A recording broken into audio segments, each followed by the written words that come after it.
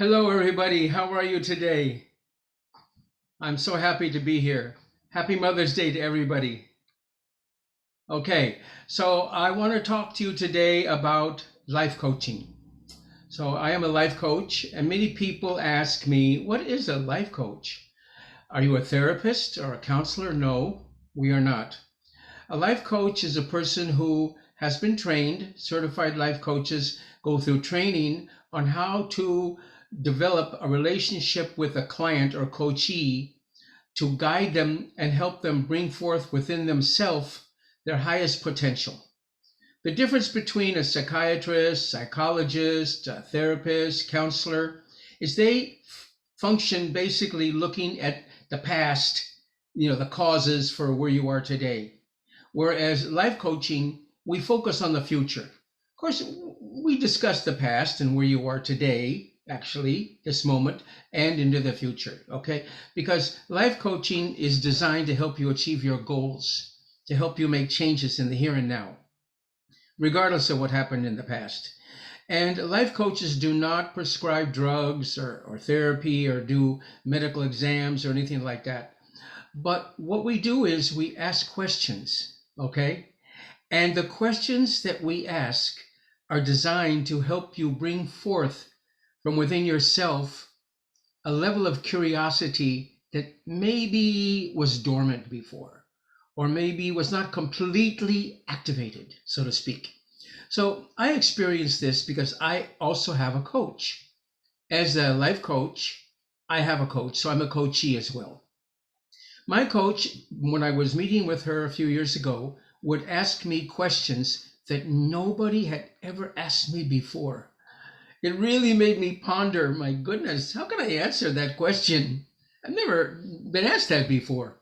So it really made me think. I had to put forth some effort within my brain to come up with an answer.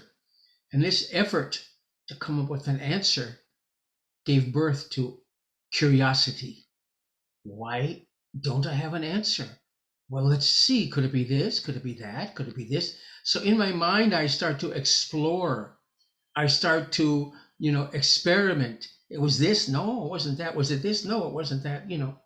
So it's like a mental, forest of ideas and feelings and emotions that we go through in order to clear the forest so we can see our goal up ahead. Okay. Get a clear view of the road ahead. So one day, maybe about 2 weeks after one of my coaching sessions with my coach, I was at home and I started to think about my mother. Now, all of my life, I had put my mother in a little box, so to speak. My mother was this, she was that. She never took me camping, she never did this, or she used to always make me go shopping. I didn't like that.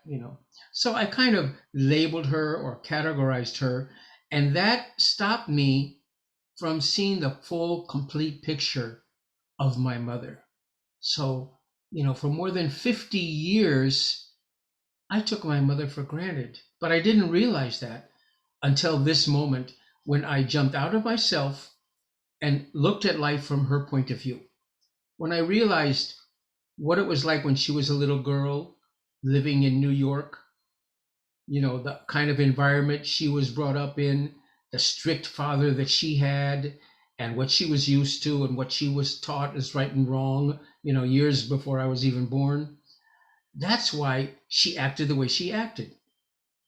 But actually, she was doing the best she could based on what she had going for herself. We are all dealt, cards in this game of life. And the hand that we have to play the hand that we've got. If you have four aces, you're going to win.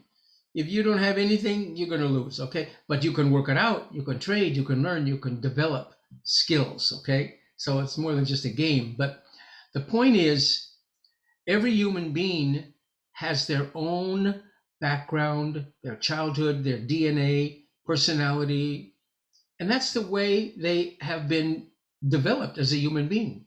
So their decision that this is right and this is wrong, or this is good and this is bad, it's based on their experience. Now, we cannot negate their experience. Based on their experience, that's why they think X is right and Y is wrong. Based on our experience, maybe it's the opposite. But should we put them down because they think differently than us? No, because they are thinking based on their experience. We should give them the benefit of the doubt. So I realized that my mother had done so many wonderful and great things for me that I had not fully appreciated. And this experience blew my mind. I mean, this actually was the greatest shock of my life, that I could go through more than 50 years having a thought, having an attitude which was incorrect. It was diluted. It was distorted. It was generalized. It wasn't accurate. It wasn't complete. I didn't see the full picture. And yet my behavior for 50 years towards my mother was like that. Now, I was a pretty good son in general. I participated in Mother's Day and her birthday and Christmas and Thanksgiving. And I really appreciated her to a certain level, but not fully. I took her for granted.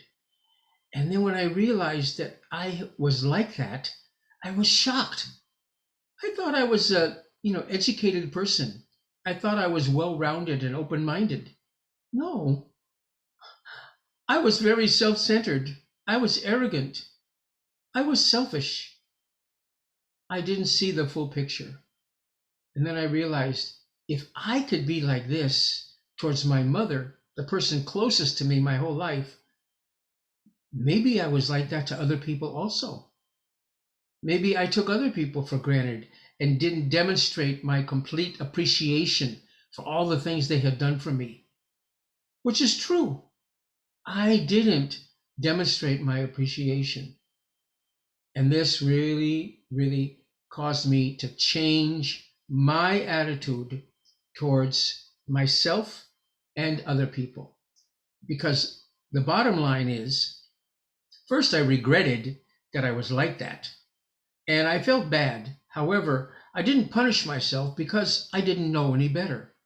I knew what I knew. I didn't know what I didn't know. And then now I realize I've learned, I've changed. So I didn't punish myself. However, I made a transformation. Whenever somebody does something that I might not understand or I might not agree with, I'm not going to put them down. I'm going to say, I'm going to give them the benefit of the doubt. Based on their experience, they're doing the best they can. That's the best they can do. It's okay. Why should I hold them up to my standard? What right do I have to do that? Or, somebody holds me up to their standard. My goodness. Everybody has their own standard, so we have to work together. So now let me ask you a question. This helped me, transform myself. Have you ever had an experience where you realized that a thought you had previously was incorrect? That an attitude towards a person or yourself or an event was invalid? Have you ever realized that? Have you ever thought about that? Maybe I'm not the only person on the planet that can go through many, many years of being misguided and not knowing the truth. Maybe other people also have these types of situations within their life. I think all of us as human beings are constantly learning and growing, and life coaching can help you by stimulating the development of curiosity above and beyond what you normally do, so you can start to discover some of your hidden talents. You can overcome some of your falsely perceived notions that cause you fear or anger or jealousy or revenge. Speaking of some of those things, jealousy, revenge, shame, those are completely in your mind. Those are man-made ideas in your mind. Somebody created that and gave it to you and said, hey, don't you feel ashamed? You can regret what you did, but the minute you finish regretting it, you move on and say, well, I won't do that again. I'll learn from that. After all, there are no failures. There are only quitters. Either you stop learning or you continue learning. If you stop learning, you stop growing. If you make a mistake, it's not the end. It's the beginning of a new future. Okay, so I just wanted to share this with you. If you have an idea about becoming a life coach or hiring a life coach for yourself so you can maybe develop further in your life, you can overcome some of the things that have been holding you back. And all of us have things that have been holding us back because we're not finished yet. The game's not over yet. There's more to go. There's more to learn. You can go further. You can get better. Human beings are right now at a turning point in the history of the human race. And the next 20, 30, 40 years, all over the world, are going to see dramatic changes. We be very, very careful to think before we speak and to analyze our thoughts. Maybe some of our attitudes are incorrect and they need to be modified. But you can modify it yourself. I'm not going to change it for you.